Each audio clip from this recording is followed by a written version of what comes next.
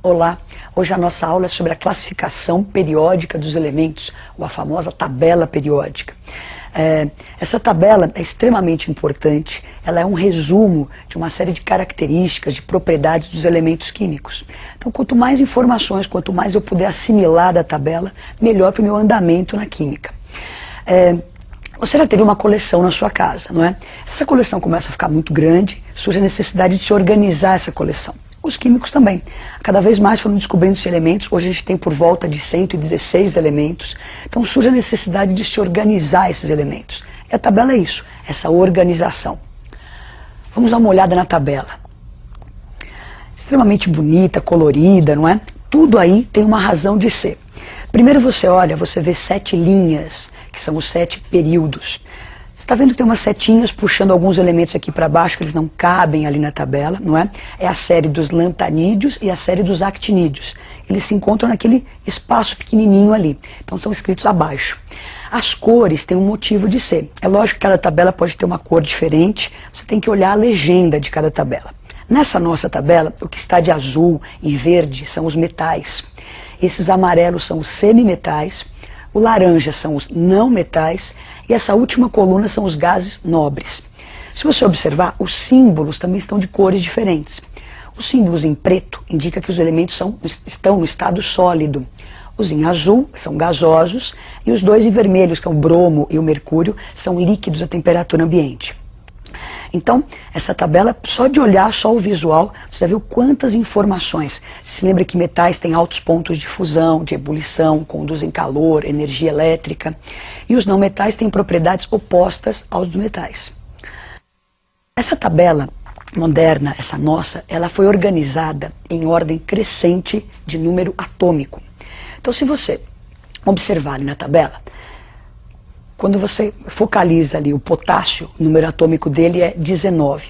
Caminhando para a direita, cada casinha que você caminha aumenta o número atômico em uma unidade. Então o potássio é 19, o cálcio é 20, e a coisa então vai crescendo para a direita. Então a tabela tem 7 períodos, tem as 18 colunas, não é? Organizada em ordem crescente de número atômico. Bom, as cores indicaram algumas coisas pra gente. Agora, os períodos, né, as linhas, também indicam alguma coisa. Então tudo tem um porquê. Lembra que nós estudamos a eletrosfera, e na eletrosfera ela foi dividida em 7 camadas. E se você reparou, a tabela tem 7 linhas. Isso há uma relação. As camadas indicam, o período indica o número de camadas. Então se você observa um elemento que está no 4º período, como lá o potássio, não é? Se ele está no 4º período, ele tem 4 camadas. O sódio, que está acima dele, está no 3º período, ele tem 3 camadas.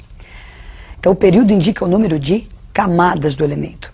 Agora, se você, antes de a gente continuar a pensar nas colunas, nós vamos fazer uns blocos, dividir a tabela em blocos. Se você tiver tempo e não acreditar na gente, faça a distribuição eletrônica de todos os elementos. Olha o que você vai encontrar. Então, distribuindo todos os elementos, você vai ter blocos na tabela muito definidos, não é? Então, distribuiu. Esse primeiro bloco chama-se bloco S. Você faz a distribuição eletrônica desses elementos, ela termina no subnível S. Do outro lado, a gente tem o bloco P. Fazendo a distribuição, terminamos no bloco P. Esses elementos que estão aí marcados, que terminam a distribuição em S e em P, são chamados de representativos. Fez a distribuição, acabou no subnível D, você está aí marcadinho o subnível desses elementos, são os elementos de transição. Fez a distribuição eletrônica, acabou em F, são os elementos de transição interna, os lantanídeos e actinídeos. A nossa tabela foi dividida agora em bloquinhos. Bloco S, P, representativos, bloco D, de transição, e os lantanídeos e actinídeos do bloco F. Bom, então guarda essa informação aí um pouquinho.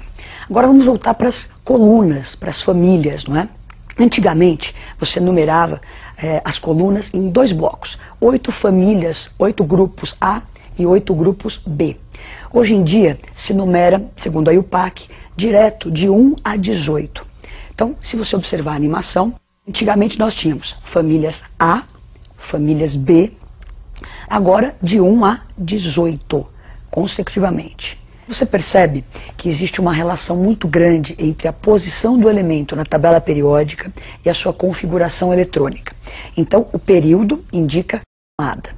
As famílias, as colunas, para os elementos representativos, indicam o número de elétrons na última camada. Então, se eu sou um elemento, estou na família 7A, eu tenho 7 elétrons na última camada. Agora vamos organizar isso tudo, não é?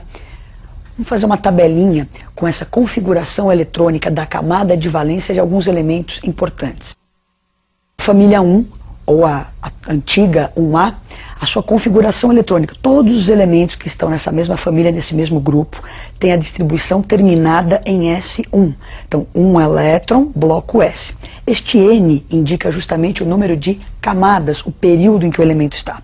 Então, se você olhar o elemento, vê o período, coloca aqui, terceiro período, sódio, colocamos ali 3S1. E aí vamos, família 2, ou a antiga família 2A, NS2. Pulamos lá para a família atual 13, a antiga 3A. Então ela tem 13 elétrons na última camada. Ela pertence ao bloco P. Então a distribuição termina em P. Só que nós estamos representando a camada de valência, a última camada.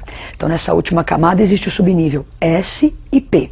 Preenchemos primeiro o S com 2, para completar os 3 elétrons, 1 vai para o P. Na sequência, você vê então a família 16, ou a antiga 6A. Então ela tem NS2, NP4 como configuração da sua camada de valência.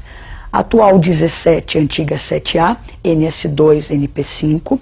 A 18, 8A ou 0, a sua configuração para a última camada, NS2, NP6. Vimos essa relação, posição, configuração. Agora, a tabela, alguns exercícios do seu vestibular, algumas famílias, algumas dessas colunas, recebem um nome especial. É importante que você, vestibulando, lembre desse nome, conheça quem são os elementos que estão nessas famílias. Então, vamos ver o nome das principais famílias. Você deve saber isso muito bem. Então, a família 1A, a família dos metais alcalinos. A família 2A, família dos metais alcalinos terrosos. A família 6A, família dos calcogênios, é a atual 16. A atual 17, antiga 7A, família dos halogênios. E a 18 ou 8A, família dos gases nobres.